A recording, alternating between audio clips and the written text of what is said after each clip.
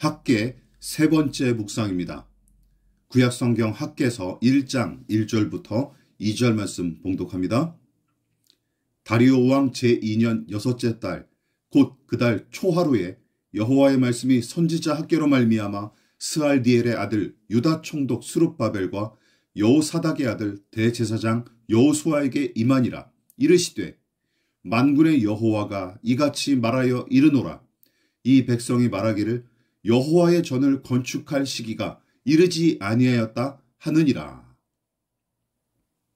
지난번에도 얘기했듯이 여호와 하나님의 말씀이 학계에게 임했습니다. 그리고 그 말씀은 학계 선지자를 통해 스룹바벨 총독과 대제사장 여호수아에게 전달되었죠. 그 과정을 개역 개정은 임했다 하는 말로 표현했고, 다른 번역본에서는 말씀하셨다, 전했다로 번역하여 기록했습니다. 성경에 자주 등장하는 이런 과정 자체가 조금 의아하죠. 처음부터 총독과 대제사장에게 말씀하시지 왜 하나님은 굳이 학계 선지자를 통해서 그 말씀을 건너 들려주시는지 얼른 이해하기는 어렵습니다. 거추장스러운 중간 단계와도 같은 학계 선지자를 빼고 차라리 총독과 대제사장에게 직접 들려주시는 게 훨씬 정확하고 빠르지 않겠습니까? 그러나 성경에서 모든 이들에게 한꺼번에 말씀하신 적은 찾아보기가 어려울 정도로 드문 사례입니다. 아브라함을 비롯한 족장들, 모세와 여호수아, 그리고 판관이라 불리는 사사들, 신실한 왕들과 선지자들에게 먼저 말씀하신 후 그들을 통해 다른 이들에게 그 말씀을 전달하는 방식으로 대부분 일하셨습니다. 거대한 스피커나 확성기의 도움 없이 모두 한꺼번에 그리고 단번에 알아들을 수 있을 만큼 얼마든지 큰 소리를 발하실 수 있고 누구든지 직접적으로 당신의 음성을 들려주실 수 있는 분이 하나님 아니십니까?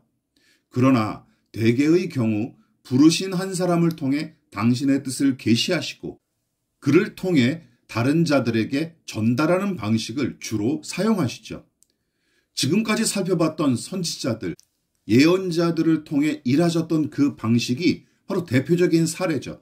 어떻게 보면 굉장히 비효율적이고 거추장스러운 방식이 아닐 수가 없어요. 그러나 하나님의 말씀은 기계적으로 전달하여 효력을 발휘하는 암구어나 주문 혹은 컴퓨터의 명령어 같은 게 절대 아닙니다. 그분의 말씀은 말 그대로 하나님의 인격과 뜻을 담아 인간에게 전달하는 하나님의 언어죠. 인격과 인격을 이어주는 연결고리, 즉 대화와 교제의 차원에서 이해해야 마땅합니다. 받아먹을 사람이 누군지도 모른 채 마구 사탕을 뿌려대는 것처럼 하나님의 말씀도 그렇게 뿌려지면 알아서 효력을 발휘할 거로 착각하고 있지 않습니까? 하나님은 당신의 심정을 헤아리는 믿음의 사람에게 먼저 말씀하십니다. 그리고 들을 귀가 있는 자들에게 먼저 들려주시죠. 물론 먼저 들었다는 우월감과 특권의식은 가질 필요가 없습니다. 왜냐하면 믿음의 귀를 열어 먼저 하나님의 말씀을 들었던 사람은 누구도 예외 없이 들은 말씀의 무게감과 실천의 책임감을 고스란히 짊어져야 했기 때문이죠. 솔직히 말해 그 역할은 마치 샘 레이미 감독의 스파이더맨 1편에 나오는 대사처럼 특권이자 저주이기도 하죠. 엄청난 힘을 얻은 것은 너무나 좋은 일이었지만 그로 말미암아 가족과 친구와의 관계를 비롯하여 평범한 일상의 즐거움과 안락마저 희생할 수밖에 없었던 슈퍼히어로의 고뇌와 얼추 비슷합니다. 물론 어떤 이들은 그게 싫어서 귀를 닫고 눈을 감은 채 살아가기도 했죠. 그러나 학계 선지자는 기꺼이 믿음의 귀를 열었고 믿음의 눈을 부릅뜨고 세상을 바라보기로 한 것입니다.